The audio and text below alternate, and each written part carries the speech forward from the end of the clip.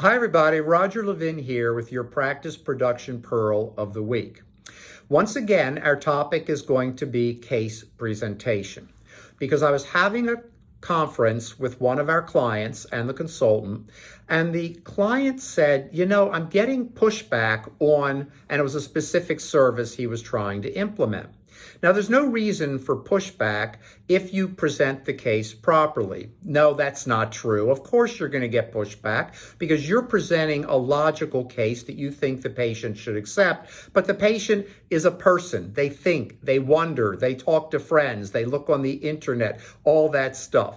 So what we have to do is be prepared for what's called objections. Now, an objection is different than a question. It's a form of a question, but it's a question with a challenge. I heard, I saw, I read, whatever it may be.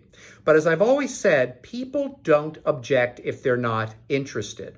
And when you get an objection, first of all, watch your body language, because when you react defensively, your body language changes. And you might not realize that even if you don't say something defensive, you may look defensive. So number one, when you get an objection, lean back, smile, and say, thank you, that is a great point or a great question.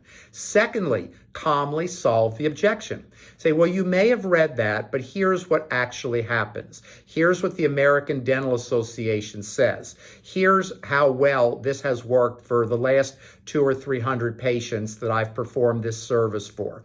When you get an objection, you have to be prepared to nicely, with humility, answer it. Absorb, I call it, absorb the objection and answer it. Because if you answer it properly, that patient's going to close. I've seen this happen with $300 presentations, and I've seen it happen with $30,000 presentations.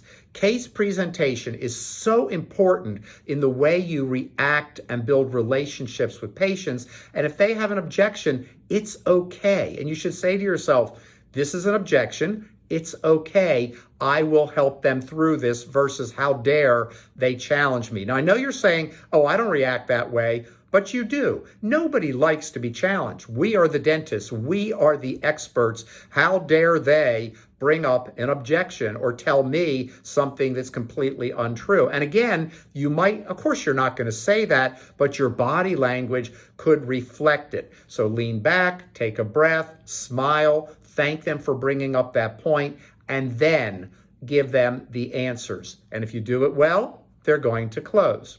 So as always, we wish you increased practice revenue every year.